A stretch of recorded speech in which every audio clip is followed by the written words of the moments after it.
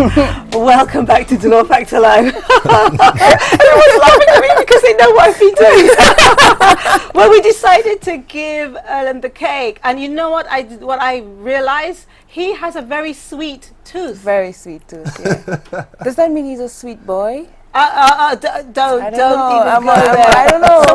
Someone asked me why am I giving him such a hard time, you know, and then now you start talking about sweet boy. Now I've got my hand down and people say, what is this girl doing? I've got a knife, but it's because I'm trying to cut the cake. Natalie, if you can, right, so I'm trying to cut the cake to give Natalie some cake, and I'm going to be I mean, I really want some of this cake, but I'm actually on a diet.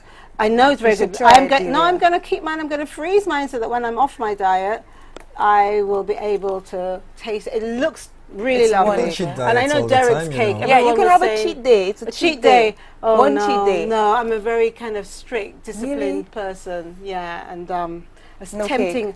At this point, I'm going to freeze it. There's no way I'm going to say I'm not going to have it. But talking about that, let's talk about birthdays. Okay. Let's talk about birthdays.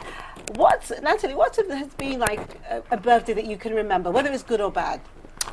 Oh, wow. Probably last year's birthday, where I had friends people who were out of the country, friends I hadn't seen in a while, came down here coincidentally. It wasn't for my birthday, but it was very coincidental, and surprised me the day before my birthday, blindfolded me. My brother was in on it. He organized the whole thing and took me up some strange mountain. To this day, I have no idea where it is. Someplace I'd never been in my entire life, by the way.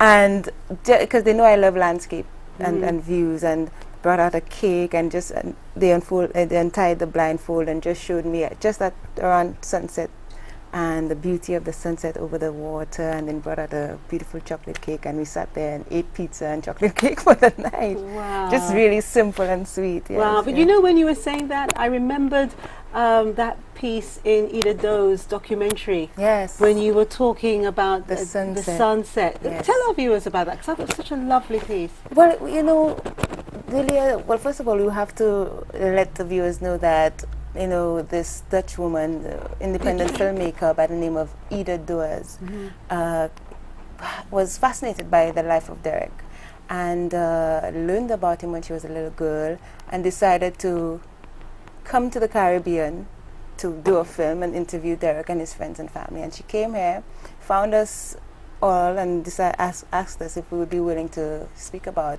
Derek and our lives and our participation in some of his productions.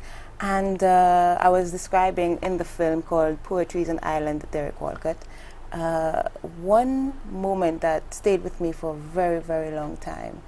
And I think it might have happened about maybe 5 years ago now. And Derek is always moved by beauty, any kind of beauty. And he sat me down. That's why he surrounds himself with all our girls at the table. You know, his girls around him, all the guys that were coming. Oh. Yes, he became, he also, and he does this thing, you know, he's like, because Claudia Edwards was there too. Yes. He's like, Claudia, where are you sitting? No. Right, yeah, you're there. right opposite there. Natalie, where are you? You're there? Sit there. You're there. Okay, all right. Yeah. But you don't challenge Derek, you just sort of, oh, it's fine, it's fine. And he's very moved by any kind of beauty. And he can feel it. It's almost like it's a pulsating rhythm. He can sense it. And he told me, come sit down on the terrace and look at the sunset. And he said, just look at the way the colors are blending. Now, Erlen and Dida, we all have seen sunsets in Saint Lucia. We know that these things are beautiful. But the way that he wanted me to understand the beauty of this sunset was like something I'd never experienced before. And the way he was waving his hand across the sky to make me understand, let me see and feel it, was just amazing. He said, you see how these colors are moving? Look at the golds, and then the reds and the purples just so, and the clouds coming down. And it's time stood still. It was beautiful. Oh, wow. Well, I'm going to ask Erlen, because I'm sure he has lots of, I don't know about good birthdays. Anyway, there's lots of birthdays that you can tell us about. But first, I want to show you this delightful, beautiful short film.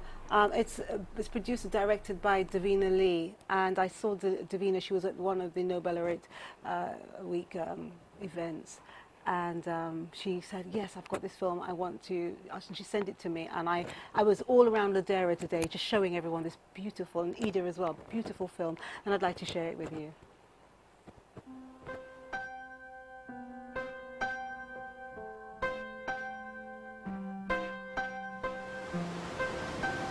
I sent you in Martinique, Maître, the unfolding letter of a sail, a letter beyond the lines of blindingly white breakers, of lace-laden surplices and congregational shales. I did not send any letter, though it flailed on the wind.